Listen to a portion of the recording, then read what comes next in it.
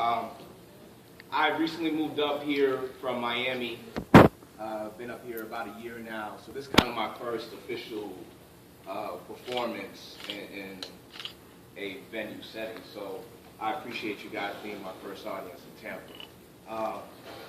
And I actually appreciate Deb having me come out for this event. You know, I think it's something that definitely needs a lot of awareness, and not enough people are really shining lights to these type of causes. Everybody wants to be politically correct and not stand up for what needs to be said.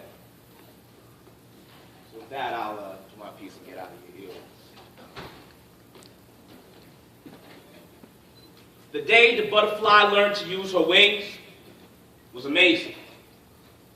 Her ghost-like silhouette making love against a crush of crimson velvet beneath the satin sky, she danced the night away. Her petite frame became one with the flashing lights. It was magical. The way she rendered net in trances, she dances till a mist of sweat rises and glazes her flesh, so soft and seductive the way the curves bend like the wind.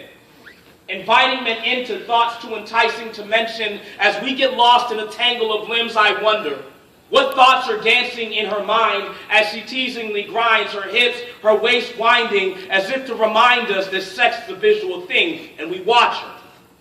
Wanting to get lost in her intoxicating aroma, she places both men and women in comas, but behind those diamonds that we call eyes lie a child so alone we will never know at exactly what point we lost her so long ago. Now here she is, finding herself in a collage of kicks and snares, wrapping themselves around a melody that sounds a lot like crying. The sounds of violins in the mirror, she stares at an image, desire to be admired, tired of the facade, but not willing to leave. But when the mind is left wanting and the body's not willing, what does that mean? When each dream holds a scene unheard of, camouflaged as warm smiles and soft touches, the blood rushes in many situations. If you look into many people's faces, you will see an unflinching example of a caged animal stuck with no way out, like the fighting spirit in her has been knocked out and broken like noses when dinner wasn't prepared on time. She smiles on the outside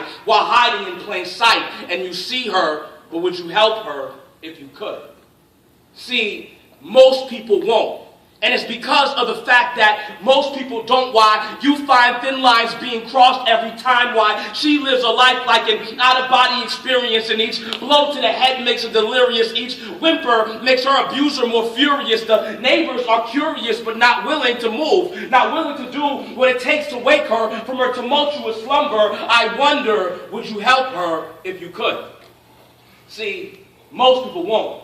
And it's because of the fact that most people don't. Why women get doused in gasoline and set ablaze. Amazing the way we turn our heads when fists fly, but are quick to gasp at the outcome like this was a scene out of a Lifetime movie. She has endured this cycle of abuse for years, to the point that tears have come and gone, and we go on like nothing's wrong, but something's wrong when relationships disintegrate into circumstances and situations beyond our control. Her story echoes off every wall her head would bounce off of, every floor that absorbed the impact, every bone crack, every black eye. She fears death, but lives life like she's ready to die, prepared to be the victim of the next murder-suicide. I wonder why some women stay, why some men do too. Ask yourself, would the story change if this was you? Because one thing that rings true, and even more scary, is that abuse is passed down, even though it's not hereditary. Because children, they grow up to imitate hate, and beneath the shiny surface they wake to monsters in the closet that scream like mothers, like fathers, like brothers, like sisters. I miss her, though I will never hear her voice again. She will always be my friend. And don't think this is something that's isolated to male dominance. She died by the hands of her girlfriend. It went from verbal to physical in 4 months flat. It's sad that these are the things that we can't take back. All that I ask is you not add to the silence. If you or someone you know is a victim of domestic violence,